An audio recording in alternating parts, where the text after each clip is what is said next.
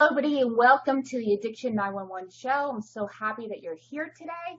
We have two panelists with us, the Rabbi Mark Rotenberg of Recovery Boot Camp, and we have also Harold Jonas of Sober Network. And we're very excited to have both these addiction specialists and experts here today. And I want to have them each introduce themselves in a little more detail. So we'll start with you. Now, can I refer you both to Harold and Mark, or would you like me to say Dr. Harold and Rabbi? Okay. Okay, make it easier. Okay. Harold, tell us all about you and what exactly you do with the Sober Network. Thank you, Christina, for the invitation to participate. My name is Dr. Harold Jonas, and I am located in Delray Beach, actually a neighbor of the Recovery Boot Camp, right on the other side of Atlantic Avenue.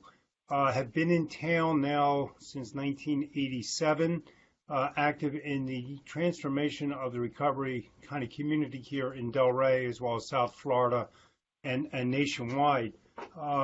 Started with housing in 95 here in town, grew it into a website called sober.com, and have now morphed it into now a broader based kind of intervention called Sober Network. And what we're currently launching here in the next few weeks is the latest is an incentivized program called Sober Coin to help people really reach their treatment goals through a cryptocurrency that I've created in the Ethereum network. So that's the next plan and morphing into what we're growing to. We've watched a lot of people here in town as well as across nationwide, of course, become,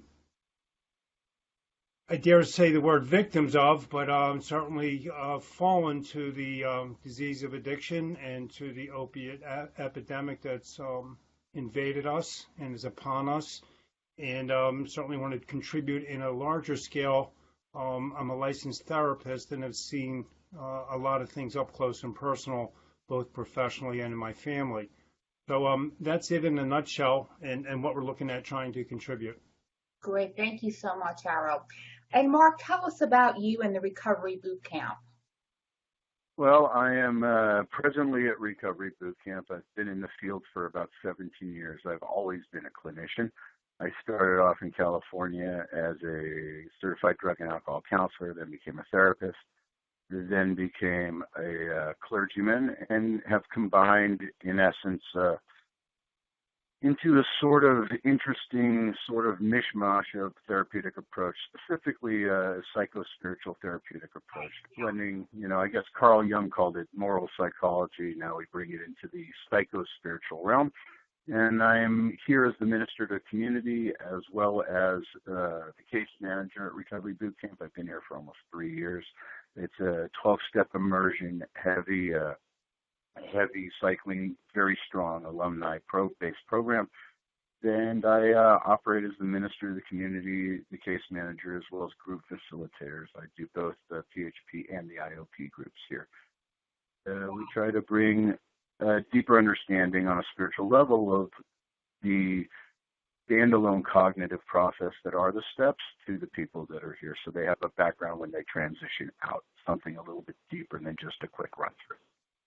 Great, wonderful. Well, thank you, Mark, and thank you both for your introductions. And so how the show's going to work is we're going to go over some of the breaking news that's happening right now, in the last couple of days, because so many things change and there's so much information that the viewers out there really need to know, whether you're dealing with addiction yourself or of a loved one. And something that I just saw, maybe it was about a week ago, authorities seized 118 pounds of fentanyl, enough to kill millions. That's millions of people in a Nebraska bust. And from what I understand, there's a ring in China that this is coming from. There was a businessman, I don't know if he's arrested or he's under investigation.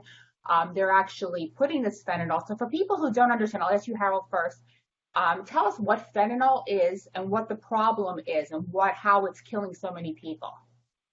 Thank you. Fentanyl is a derivative, obviously, of an analgesic, and it's significantly more powerful than what's on the street.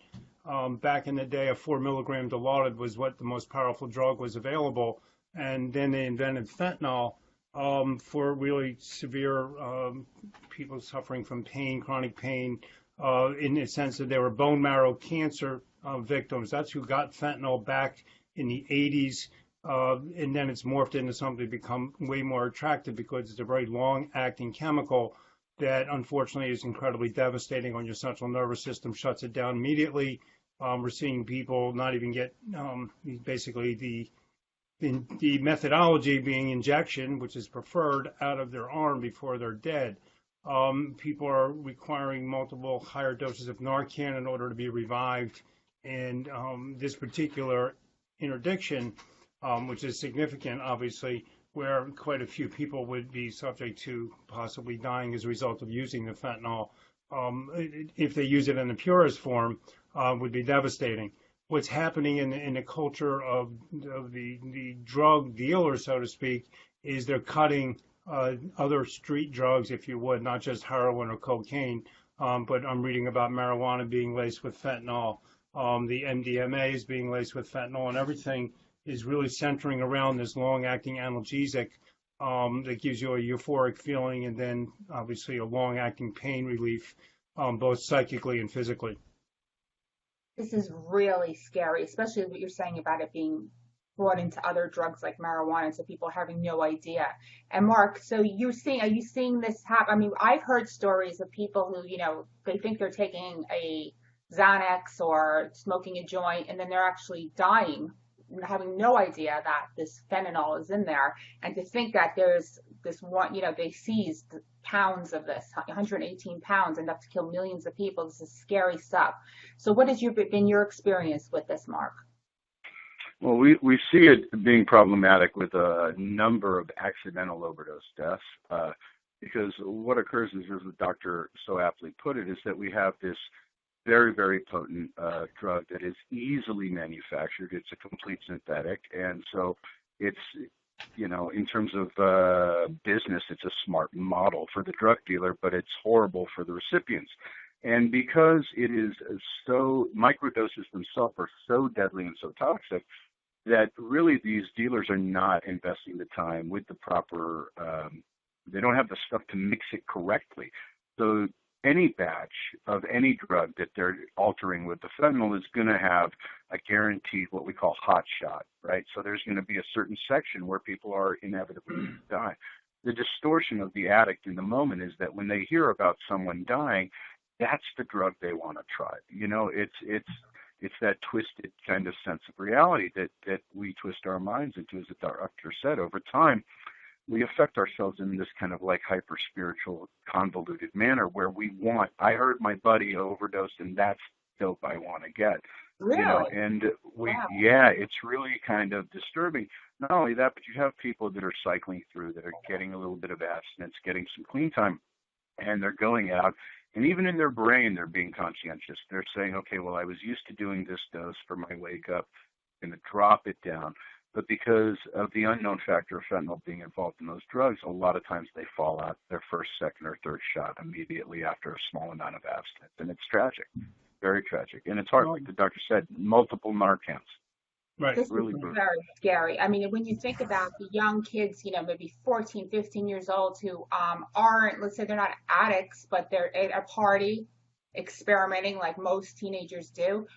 It's not like it was. I mean, now you parents have to worry that your child can accidentally die because whatever they took was laced. What would you say? I'll start with Harold. What would you say to parents right now, who have teenagers or have young, 20-year-olds, and what advice? I mean, because kids don't want to listen. You say don't do the drugs, obviously, but they're going to be in these situations. I'm not talking about people who are actually addicted yet, but that are experimenting like many college kids do and high school kids. How does a parent warn them that this is not, you could die from doing this? What is the best way to approach that? Well, unfortunately, education is not the solution for a teenager. My experience with the adolescent population is that kids listen to kids, they don't listen to adults. So I think we all know that, those of us who are parents. I've raised 4 and had similar experiences with all of them growing and maturing through their experimentation phase. Although I did lose one recently, which was incredibly challenging and still is to talk about, especially here on camera. Oh um, my God. who moved in a direction of continued addiction despite any number of variables, being that both of his parents are active in recovery. He's never been exposed to drug use, blah, blah, blah. And that's not really wasn't enough of a deterrent in his world.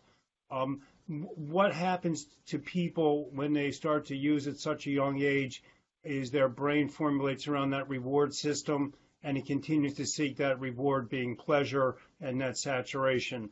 Nothing seems to really um, ever take its place.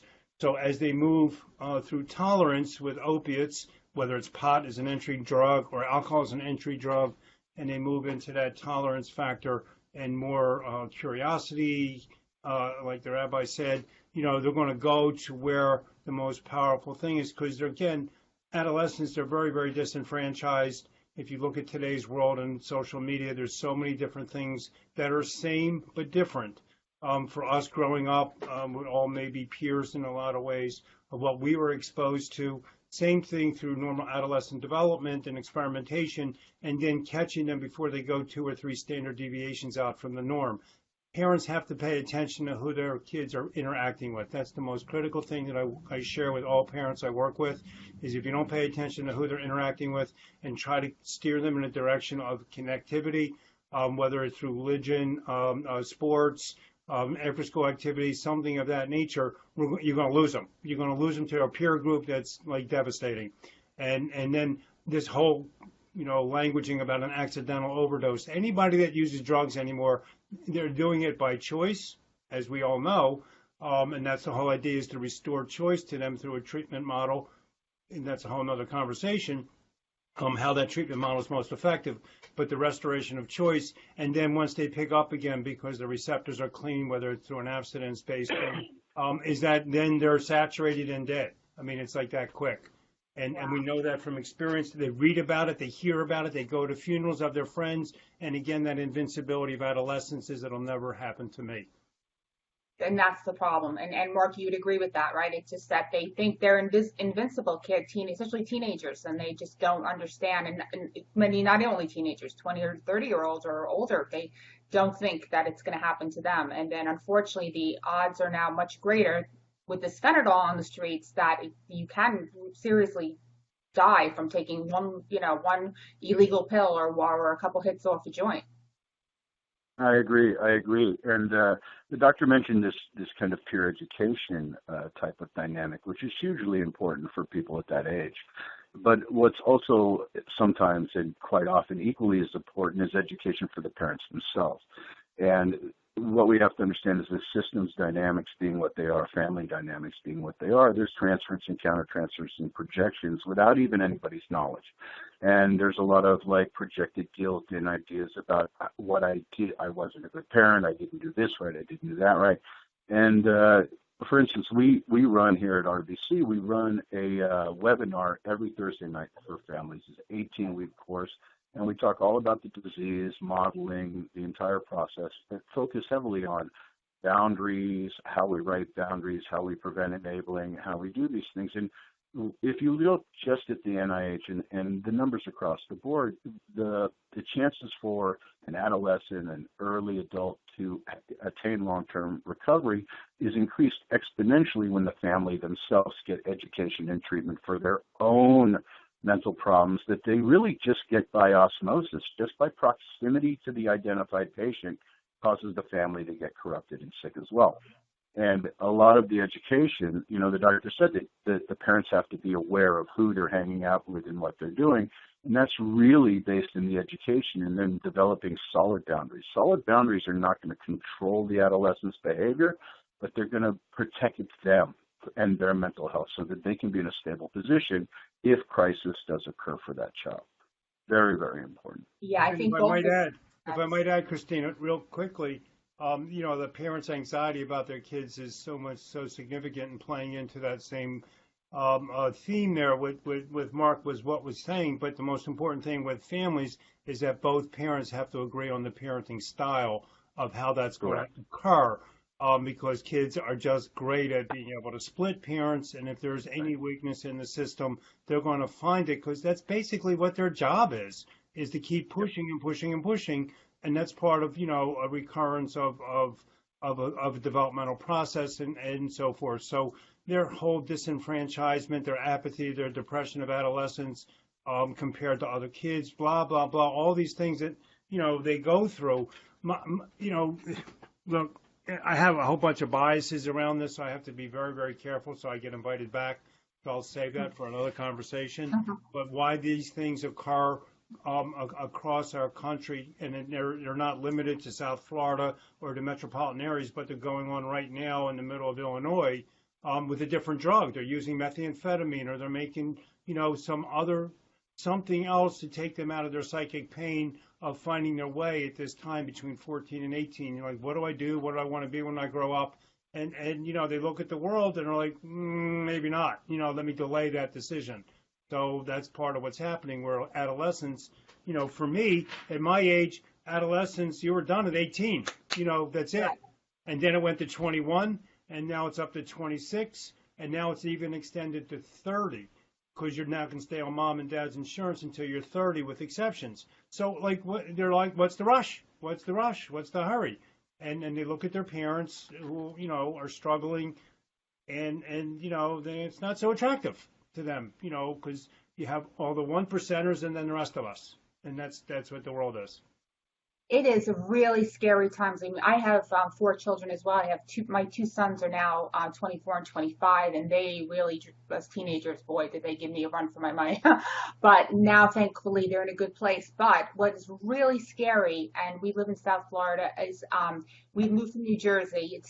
They lost so many friends, died. I mean, I was shocked how many friends died up in New Jersey first, and then it spread down here. Just a couple weeks ago, another one of their friends from school died.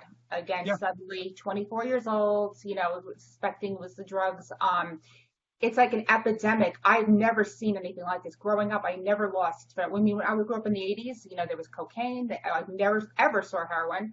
There was marijuana. There was alcohol. That was basically all you saw. And I never had We were pretty hedonistic. Back in the 80s, it was pretty hedonistic, and we're talking about Studio 54 and the beginning of Plato's Retreat and the whole decadence world back then. I'm from Philadelphia. I'm familiar with the Northeast Corridor. But again, we're not limited to this, metropolitan urban area of New York suburbs, all the way down to D.C. to Boston. This is going across the country, and there's this whole thing. And this epidemic. So I read this article, and I read this article last week, and it was a post from a gentleman, and this is, where I'm coming from, is that, this epidemic creates like I'm a victim of a disease thing, I'm a victim of an epidemic, when in fact that's not accurate at all, because there's a whole population that's been struggling with opiate addiction since 1960, since the Vietnam War, when it started to infiltrate back then. And they were never victims. They were always just drug addicts. And I'm talking about the African American community, the Hispanic community, lower class white, who have been exposed and been using opiates for a long time, and they've never been classified as victims, so to speak. They've always been drug addicts and criminals. So there's a big divide that's still now existing, and even more so, even in the recovery, so to speak, community, that people in the suburbs are victims of a disease, when in fact there is no such thing except a willing participant. So. Well, that's true, and I think before we move on to the next topic here, I just want to say, any parents who are watching this, or if you are dealing with young teenagers or children in their 20s, exactly what both Mark and Harold said today is is the friends. That's crucial.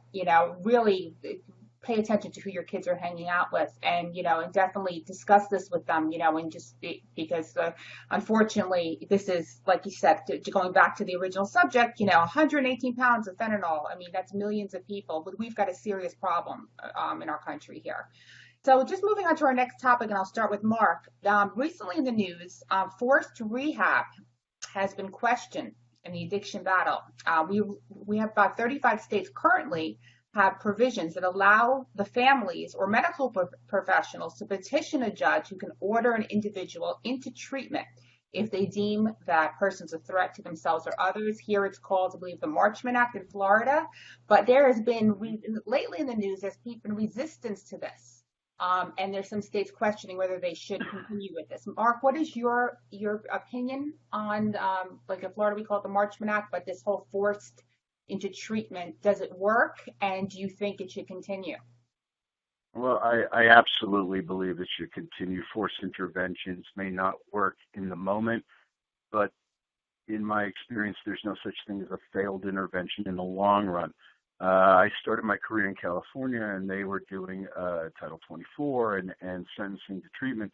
And what the numbers across the board over long-term tracking show is that when you add secondary and tertiary restrictions, additive, things that are punitive in nature, it actually increases the probability of long-term recovery from the client themselves. I mean, you also have to understand that someone who wants to go to treatment, who wants to get sober, is in essence making a Hobson's choice. They don't want sobriety because it's foreign to them. What they want is a cessation of the trauma and misery that they are participating in at the moment, which is fine, right? That's the initial impetus that allows somebody to get where they need to go.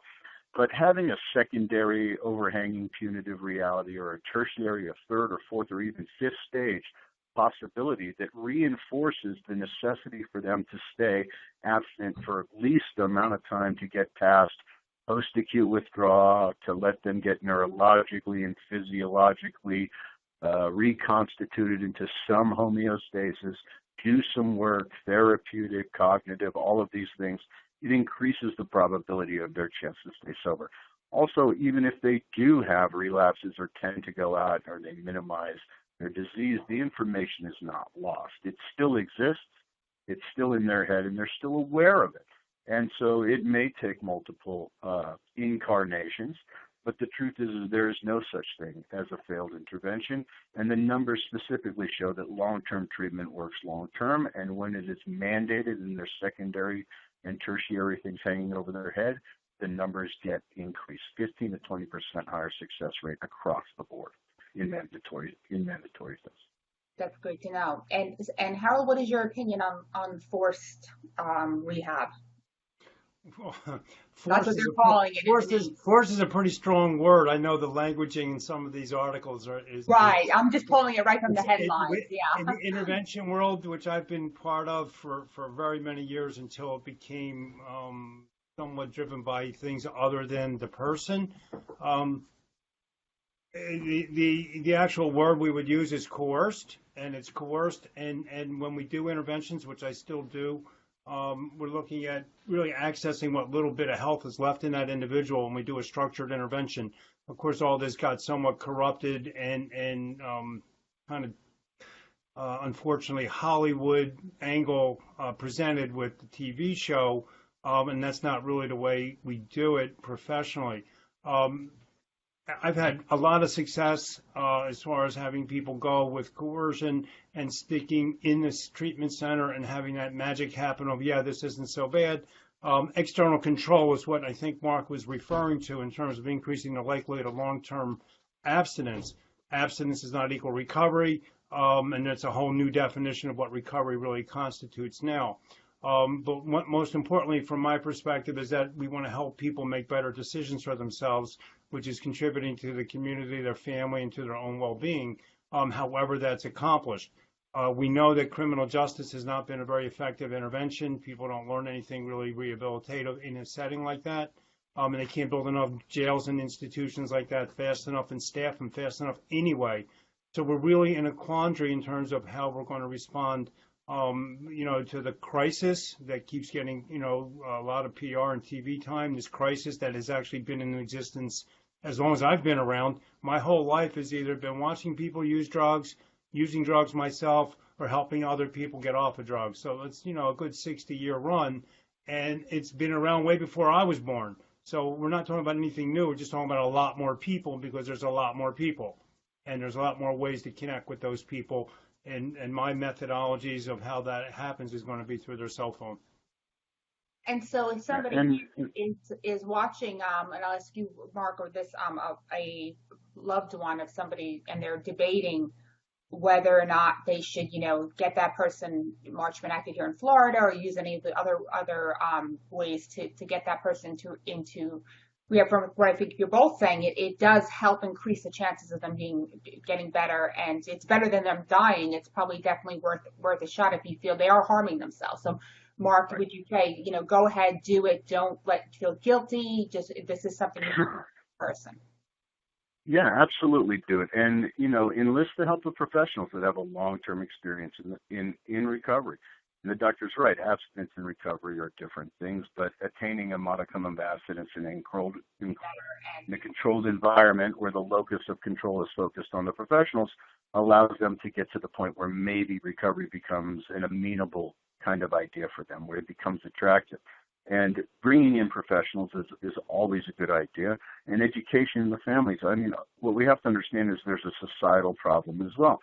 Even though since the early 40s, the NIH and AMA has considered alcoholism and drug addiction a disease in the mesolimbic system, we now know it's still stigmatized, and we don't want to cast that shame. We don't want to keep people in the dark. The shadow is what keeps people sick. And the truth is yes, we are all willing participants in using, but so are so many people who never become addicts, because it's a perfect storm, right? It's almost this kind of conspiracy, genetic predisposition, environmental, all of these things combine to make us, it's not our fault we're addicts, but it is our obligation to get sober, to get clean, to have recovery. And society still looks at it through the lens of stigma, that it's a drug addict, they're weak-willed.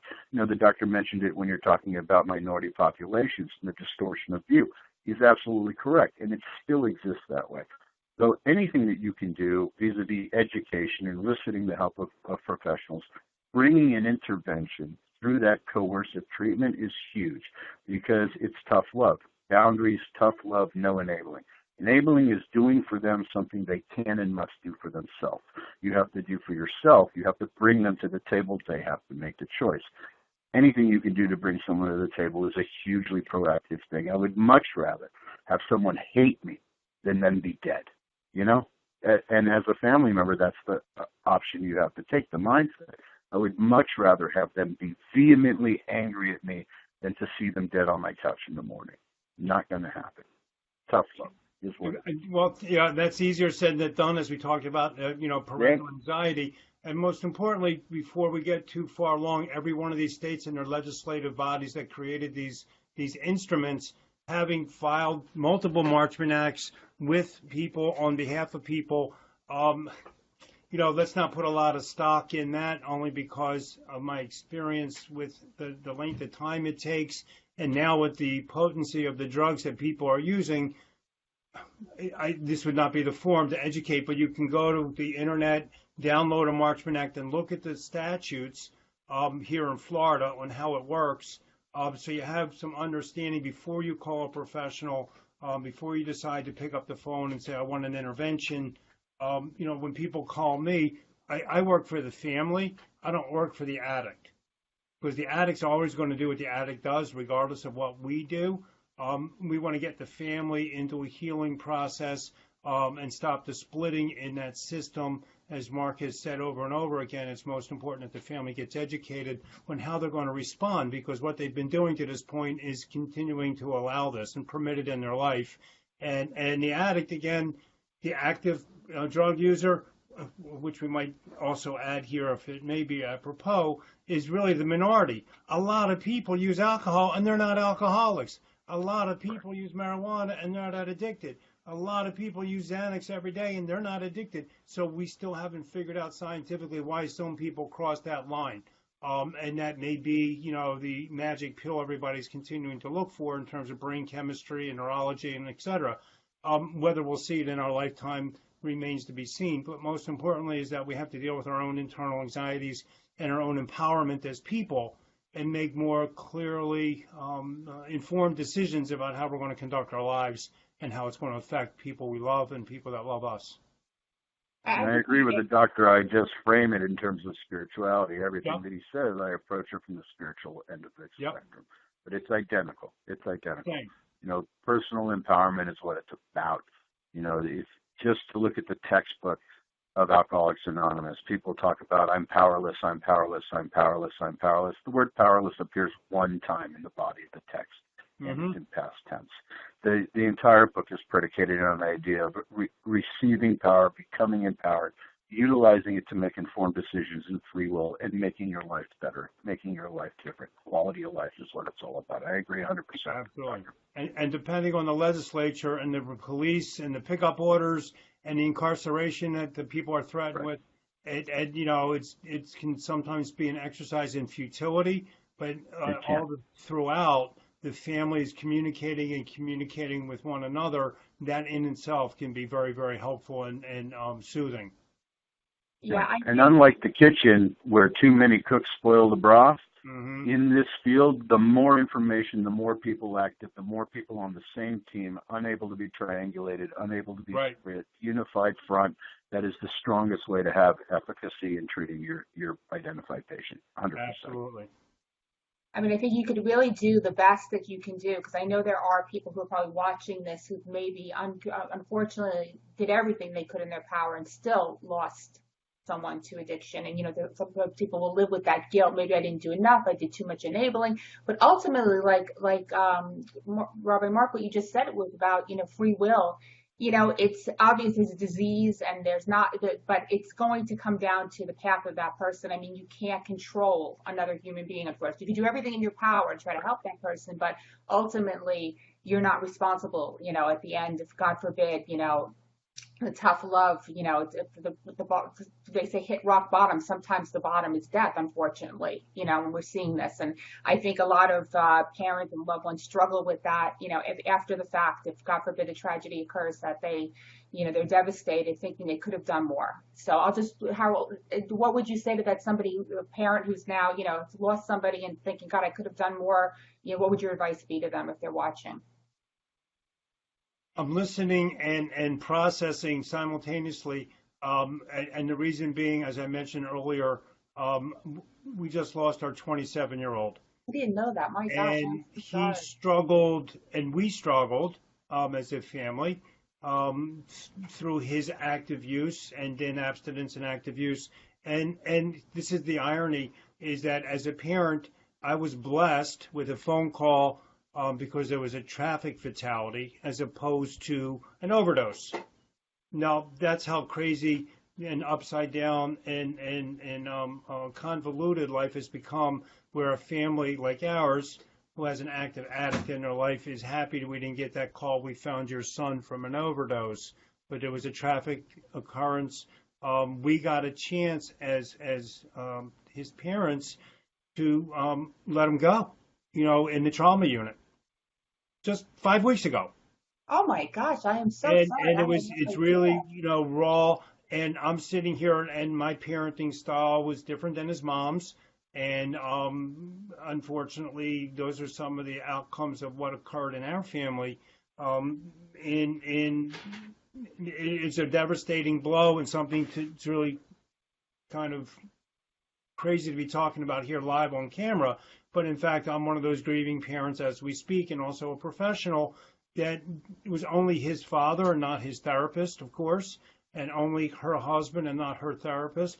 And yet we, as a family, are going through this situation of having lost somebody, not directly to drug use, but indirectly, because that's the way it occurs very, very frequently. As we all know, the obituaries often say what they say, but they allude to things, but they don't directly say this person had cirrhosis of the liver because they drank too much. They say they died of medical complications. They kind of, and this is part of that stigma that Mark had mentioned earlier. If we tell the truth, people can then make better decisions and join together to support one another with what's happening. And that is that we're losing our youth, at a rapid pace. Which is very, very frightening but not fixable. Everything's fixable if we stay focused and really straight ahead on our course of well-being. Wow, I am so sorry, and thank you so much, Doctor, for being so brave to come here and share today with us to help others and share your expertise. Despite what you've been going through in your family. because there's people I know who, parents out there all in the same boat right now, worried or dealing with this addiction with their loved one, and it's a horrible place to be in. So And that is the word that we used over and over again was it's horrible, it's horrible, it's horrible. And it is, and it's incredibly painful. They can't get intellectualized away. But I'm not guilty of doing anything but loving my kid. That's what we do. exactly. And we all love our children the way we were modeled how to love, or we overcompensate because we didn't get loved. I'm a product of the World War II generation parents. I'm a baby boomer. That parenting style that was, we saw in Mad Men, and that whole period piece. It's a whole different thing socioculturally. So now we have a new generation of parents who are embracing their children and loving their children and building self-esteem, and still they have the same outcomes, despite, because it always is going to come down to that critical time and their peer group selection. And even though we steered and guided and steered and intervened and steered and guided and intervened, free will runs wild. Absolutely, absolutely. And we don't stop loving, right? We don't stop loving because that's what parents do. We love unconditionally. Absolutely. And, Rabbi, do you have any thoughts on that? I just defer to the doctor, and you have my deepest condolences for your loss. And I know, and the only thing I can say is that as a clergyman who's been in this field for 17 years, my biggest dilemma is that I do far more funerals than I do weddings, truthfully, all the time. And that's just the bottom line. And I can't tell you the last time I did a funeral for somebody over 35. I can't remember it. Oh, see, that's absolutely frightening, and I think that we have to, like, as a society, I think we don't want to deal with this, yet it's happening in front of us, and we keep we have our heads in the sand, most of us, just we hear about it in the news, but it's not something we want to deal with until it hits home, until somebody, until you have a family member who's suffering with it. I'm going to switch gears a little bit to something else that's been lately in the news, and this is the question of, could cannabis be the answer to treating opiate addiction? Now, CNN's Sanjay Gupta, if I'm pronouncing that correctly, just wrote a piece on how marijuana can break opiate addiction. He used to be against this, and now he's believing in the science that it can help. So it's, what are your feelings on this? We can start, Mark, we'll start with you, and then we'll go over to Dr. Harold. What is your feelings on treating with cannabis, the opiate addiction? Well, the problem with cannabis is because of dysregulation, there's no actually quality assurance. And we're talking about two specific psychotropic chemicals. The first psychotropic hallucinogen is delta-9 tetrahydrocannabinol, which is probably the single most potent naturally occurring psychotropic hallucinogen that grows. The second one is CBD, which we find now we're talking about like a pretty substantial amount of anecdotal evidence talking about its ability to stem meiotic division of cancer cells, to allow as an analgesic, to work as as an anti-inflammatory, to actually affect the neuroreceptor of opioids in a positive manner.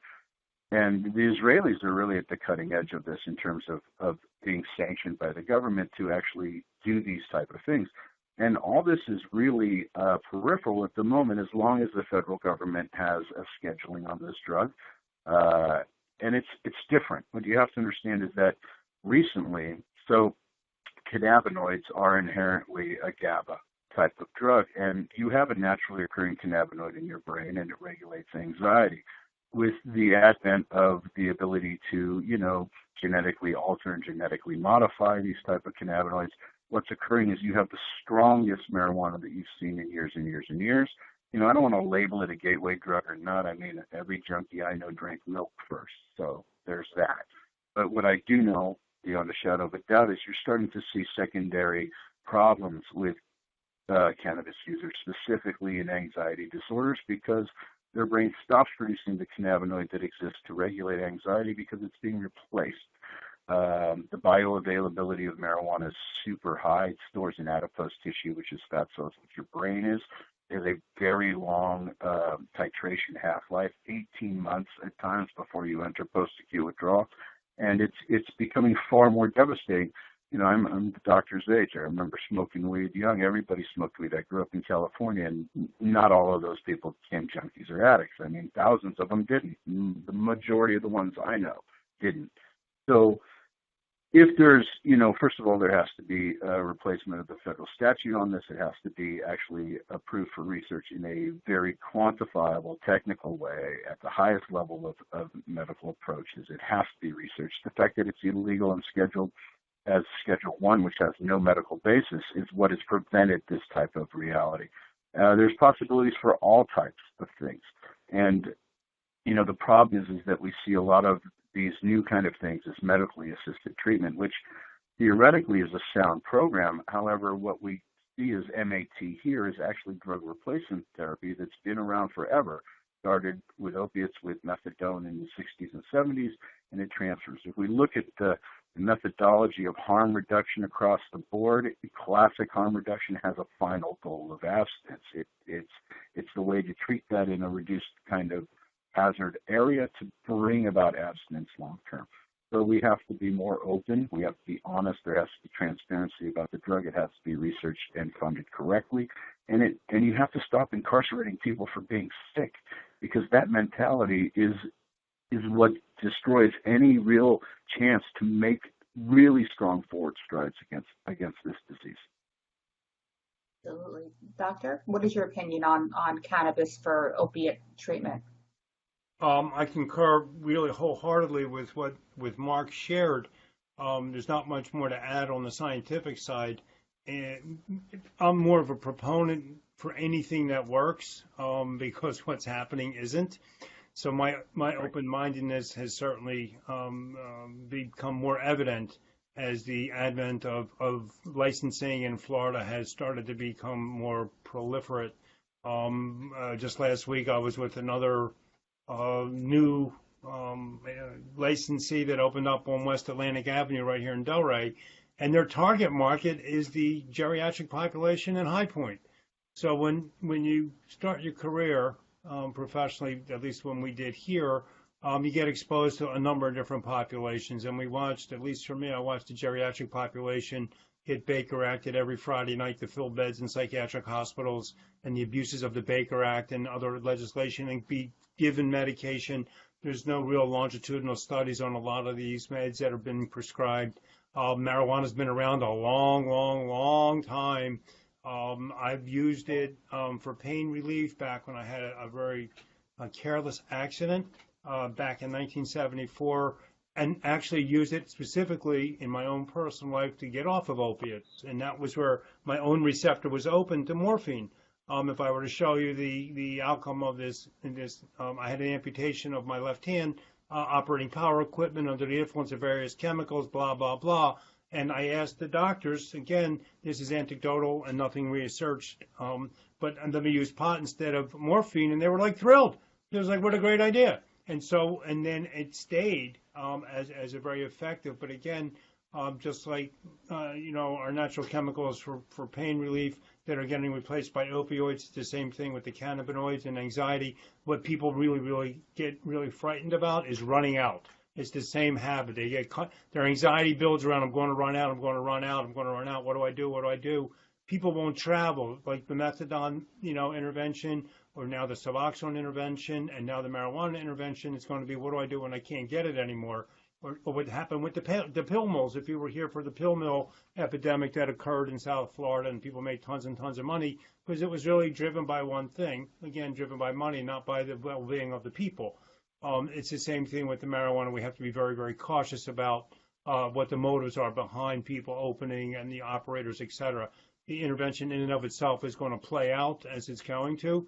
I think a lot of people are going to try it. I think I'm going to support them, because if it's going to keep them out of the hospital and keep them out of jail, yeah, I'm good with that. It's not my life, and that's the way it's going to roll. And I'm fine with that, because that's what part of being in recovery is about, is being open-minded and flexible and not so rigid. Right. And a good point is what the Rabbi brought up, is that we've got a problem with the federal government. Like here in Florida, the medical marijuana is legal. 71% of the state agreed upon that, but yet federally, It's not. And the same thing with even states like Colorado and California, where it's completely recreational, is even legal. The Jeff Sessions, the Attorney General, is still, against marijuana. So that's a problem. I think, when you have the will of the people wanting one thing for medical use, and it's been proven, like the doctor said, for medical use, that it can be helpful, and then you have the federal government, putting their will because maybe pharmaceutical wants to make more money. And that's a Again, problem too. right. Like when you think about it, is it more toxic to take CBD oil or take Tylenol and Advil, which will kill your liver, on a consistent basis? You're probably better off with the CBD, with a little bit of low, high CBD, low THC than to be taking, even over the counter stuff, because it's, but we've got multi-billions of dollars being made by big pharma. And ironically, what's funny is they're trying to make a synthetic, they did that with Marinol, but now they're trying to make it more synthetic marijuana so they can sell it to us for hundreds of dollars a pill through insurance companies. So everybody needs to be aware that there's, like you said, doctor, big money, the motivation is not pure.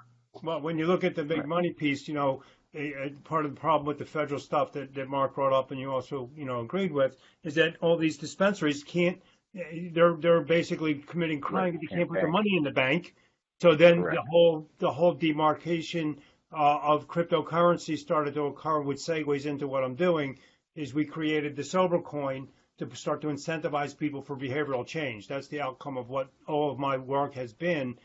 We have, training, we have a mobile app, and now we have this reward mechanism that we're getting ready to put in place to really upend the industry, because it's been stagnant for so long. Nothing has changed. It's the same, unfortunately, without any disrespect to Mark, the 12-step facilitation model, and people the population that we're trying to reach are not going to sit still for an hour. First of all, they don't even sit still for 20 minutes. So I don't know what anybody thinks they're going to sit in an AA meeting for an hour, because they don't.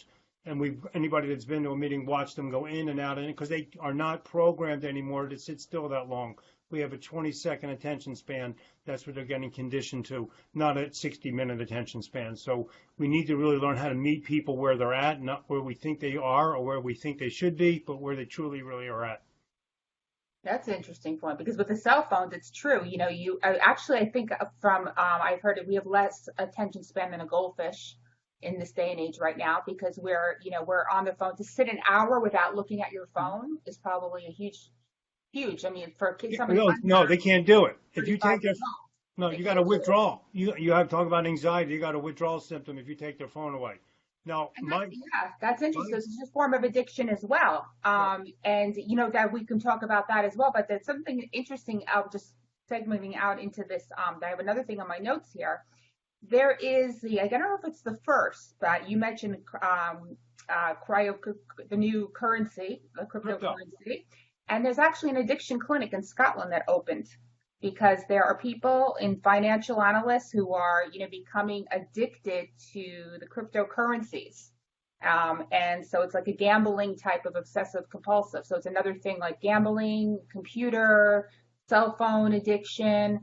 So we're moving beyond just the physical substances. What is it? Do you guys treat people with these types of different addictions? Are you seeing more of this coming? I know we have eating disorder addictions as well. Mark?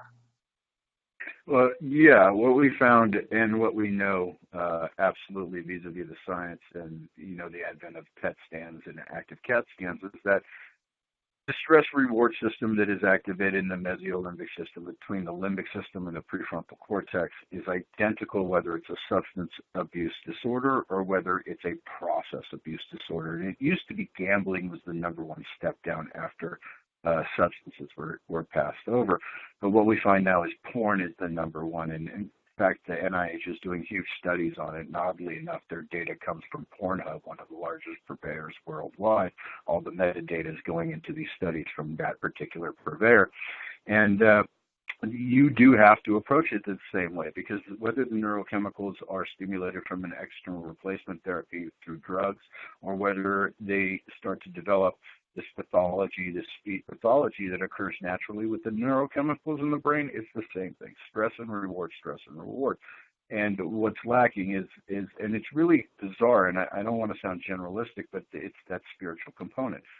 And we have always pursued pleasure, regardless of the form that it comes in. because for whatever reason, growing up, the dynamics of the environment, the house, the society, everything, it's a giant, giant storm of factors.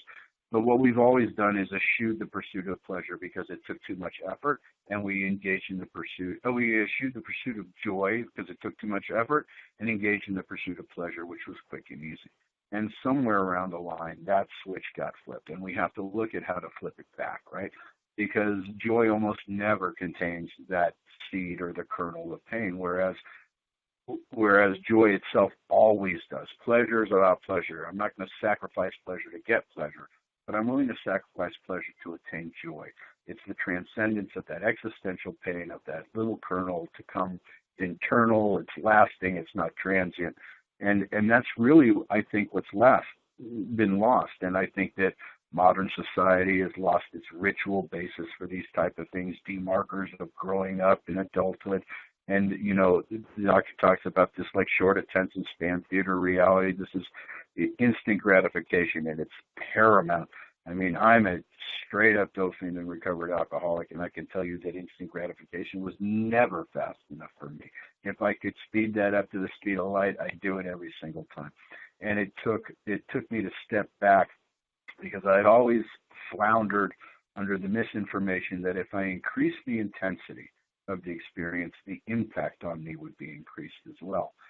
But my experience, both personally and professionally, has shown that it's actually the opposite. I need to decrease intensity to increase impact, which is synonymous with saying I need to increase the potential for subtlety and sophistication. And in those things, in that minutia, I get the impact. And that's the spiritual paradigm that we have to teach. I don't know. I mean, we do it through inculcation or exposure.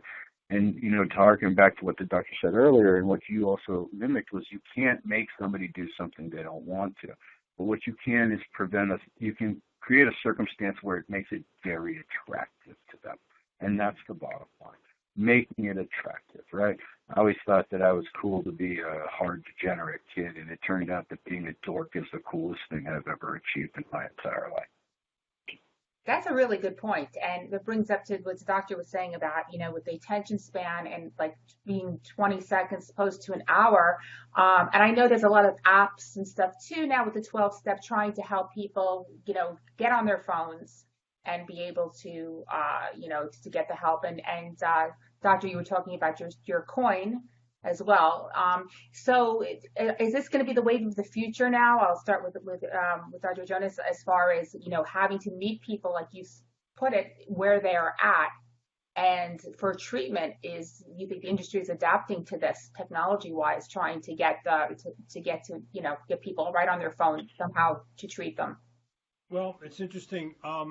I created apps back in 2012. We called it Sober Systems.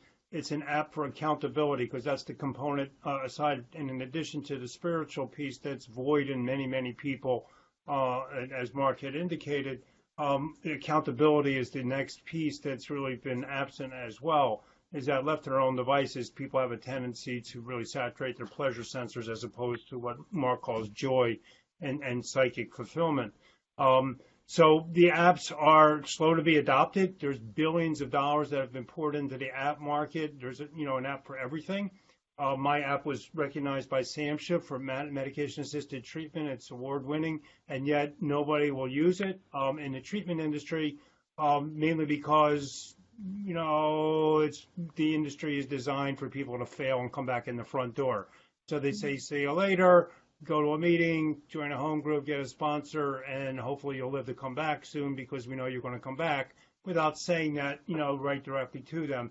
The statistics, which are very, very far and few between of success, and that again is one of those broad-based terms of what is success, what is recovery, are very, very, very abysmal at best.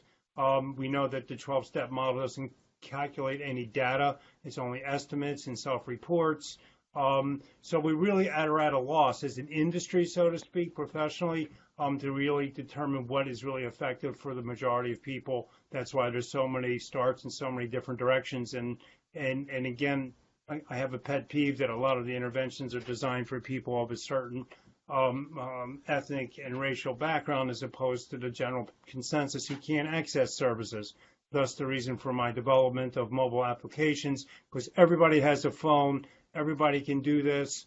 It's not limited to the white suburban kids that are struggling with like being disenfranchised and they lost their driver's license. This is like for the kids on the corner who can sell drugs or go to McDonald's to work. And you know those are the options, and that's the population that we need to reach. Because hey, in reality, they all vote and they all are eligible to vote, and we need to be able to swing things in a larger way than we currently are relying on. So we have this whole ecosystem here at Sober Network. One of them is the training for coaches. The other one is a mobile app for accountability. And finally, this incentivized model with the coin to help everybody access services with this method to get better and stay better. And it'll be up to them once they learn how to access this, and we do the marketing push to make that happen.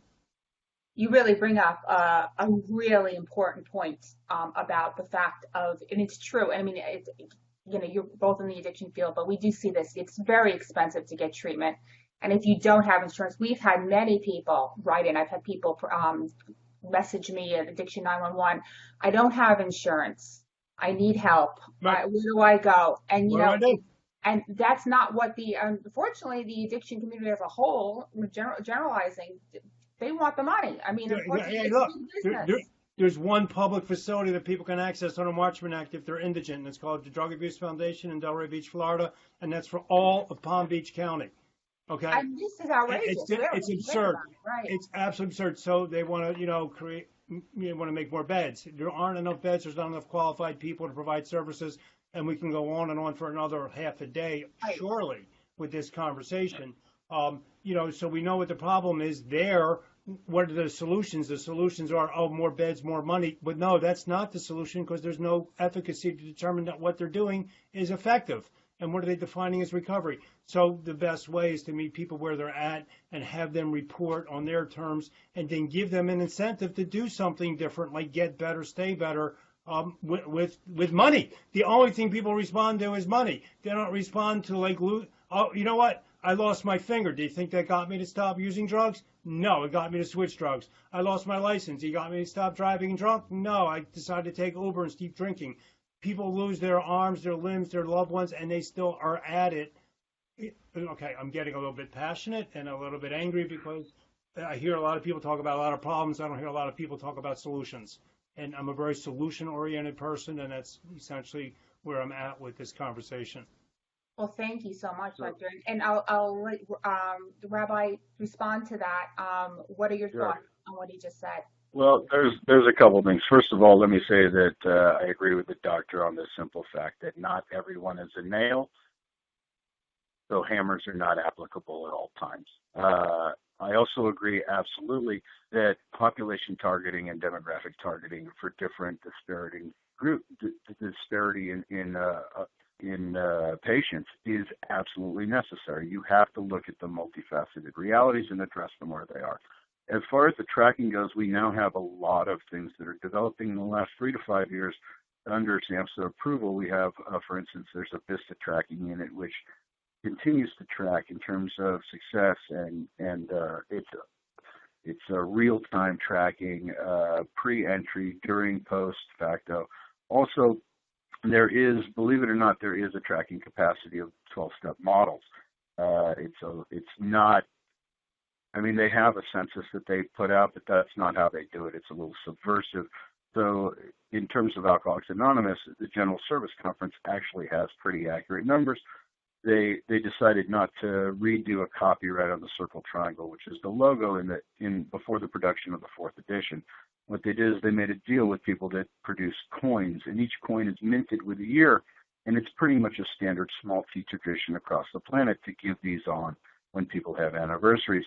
And so they get the data from these companies, and they have a fairly good algorithmic way to approach this. The numbers that they put out, the problem is those numbers and their information doesn't go to the general public, because the society itself tends to fall under the purview of anonymity. But we are starting to see more and more trackable realities that are coming up through things. Specifically, this is one of the cutting-edge tracking things that we have. But that notwithstanding, we do see efficacy across the board in multiple different approaches. The ability to track it, to make it scientific, to be quantifiable is what we're working on now across the board, regardless of the treatment protocol or the way we approach it.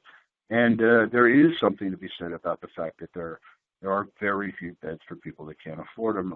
Here at Recovery Boot Camp, what we offer is there's actually a foundation that scholarships quite a few people. I think maybe 20% of our beds here are scholarship beds, because we understand that paradigm, and we're pretty much everyone that works here is recovered themselves, and we understand that the far-reaching spectrum of people and their history and where they come from, the dynamics and the social stratus, all those things come into play, and we do our best to offer that to the people that are. And it's called the Schnellenberger Family Foundation. It's Coach Schnellenberger from the University of Miami and the Dolphins, who struggled with all three of his sons in addiction, and they facilitate. And I know it doesn't sound like a lot, but it's everything that we can do incrementally is going to lead to a bigger ability to do that in the long run, and we have to bring in every single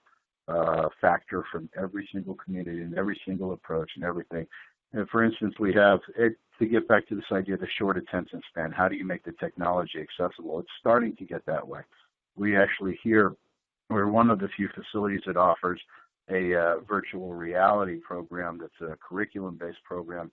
It's actually from Dr. Phil, who initially did it. And you put on the VR glasses and you're sitting on the stage in a Dr. Phil show with the audience, and it's very immersive.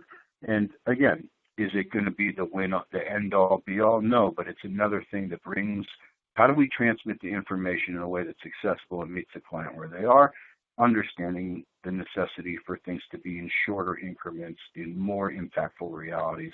How do we utilize the technology to actually do our job better? That's the bottom line. Yeah, that's good. That's really great advice. I mean, you did bring up a good point. I just want to backtrack to what you said about scholarships. Now, if you're watching and you're having a hard time getting your loved one into treatment or yourself, many treatment centers do offer scholarships. That is one bright spot that you could try to, call around and see if there's anybody having any open scholarships. That is a way to try to get that treatment. So that was a very good point. So we're at. You have to ask. It's it's not when you call, ask. Right. Ask. Yeah. Okay, let's be serious here, folks. Let's interrupt here. That asking, you're talking to an admissions counselor on the phone that has 6 months to a year clean, who's answering a phone room call, number one. And if you don't get to the CEO or you don't know somebody to ask, chances of you getting that scholarship bed are slim. So you have to push to the CEO and or the person that has the authority to make that decision to authorize a scholarship service, whether that be at Recovery Boot Camp or anywhere else. You just can't call that admissions office and expect to get a scholarship, because it just doesn't work that way. Otherwise, the doors would be pounded on every day, because that's what life in reality is. Right. So let's qualify this scholarship stuff and be clear on what we're offering to people live, in that it just doesn't work as simply as like, oh, do you have any scholarships? And you're going to say, oh, yeah, come on over. It just isn't that reality. So I'm sorry to interrupt, but I just there are limited beds. That's real, and you have to be aware of those 800 numbers in the clearinghouses. That's true. Right. If you build a relationship with a center, you call them, you talk to them, you find out the information, and then you pose the question. It takes a bit of work. It always takes a bit of work. Everything does. Getting sober takes a bit of work. And, are we talking about the same person, Mark? We're talking about a distraught parent here. We're talking about a distraught parent that's calling around to save their kid's life. They're not building relationships with treatment centers to get a scholarship bed. They're desperate. Well, right. Desperation is also a relationship. I said enough. Thank you. No, that's all right. I just wanted to interrupt to there's groups and organizations who can help you with this if you're a parent. Like number one, the Addict's Mom, which is my friend Barbara. Addict's Mom is an excellent. Barbara has personally gotten many people scholarships. So mothers, if you join our Facebook, the Addict's Mom, she's somebody who can, they can definitely help you. And there's other organizations just like that can intervene on your behalf, that have connections. And what I want to leave with, well, because we're at our hour now, is I want both of you to give everyone your contact information, how they can get in touch with you, because you both offer tremendously wonderful services. You're both honest, high integrity addiction professionals. So people out there who need help, let's start with the doctor. How do they contact you? What's the best way to get in touch with you? The best way is through my email, Jonas, Jonas, @sobernetwork.com. I'm very responsive to email. My phone number, if you'd like to call directly, is 561-441-5004. And if I'm unavailable, I usually return calls in the evening. Those are your best methods to get a hold of me. If you want information, I have a number of websites, sober.com, sobersystems.com, recoverycoaches.com, and soon sobercoin.net is live, so you'll be able to see that and sign up for the pre-sale of what we're going to be distributing here in the very near future. Wonderful. Thank you so much, Dr. Jonas. I really thank you for being a guest today. You've been absolutely wonderful. Rabbi, tell us how the listener now the viewer can get in touch with you, because this is also going to be on our podcast, which will be on iTunes and Podomatic too. So you may be listening or watching. Tell us, how do we get in touch with you? You can call me directly to my office number, which is 561-563-8887. You can talk to Nick Johnson, who is our intake coordinator, but is also empowered to do the things that we talked about, and is more than 6 months sober, and is an alumni and an active member in his own recovery. And it's 561-563-8888 or 8880. Or you can email me at any time at rabbimark@recoverybootcamp.com. Well, thank you so much, Rabbi. Call me direct. You've been absolutely wonderful too. And I just want to leave anybody watching or listening. This is, we brought up the point, which Dr. Howell brought up, Jonas brought up a great point of that, just calling around, not knowing anybody. That's why we do this show. So we can bring professionals like we have here today, experts, to you, so you can get to know them, see that these are really compassionate, caring people who really want to help. And we have that with Dr. Jonas and Rabbi Rotenberg today. Wonderful interview today with both of you. And I think that's what really makes it real, that anybody watching or listening can contact you both and have a connection now, a foot in the door somewhere to get some help. So thank you, both of you. You were absolutely amazing today. And anybody listening, please feel free to reach out to both the doctor and the rabbi, and know that there is help, and there's people, good people out there in this field who care about you and want to help you. So thank you, everybody, today. Thank you so much. Thank you, Christina. Thank you, Christine. Nice meeting you, Mark. Bye-bye. Bye. Nice meeting you, Doc. All righty. Have a great day. You too.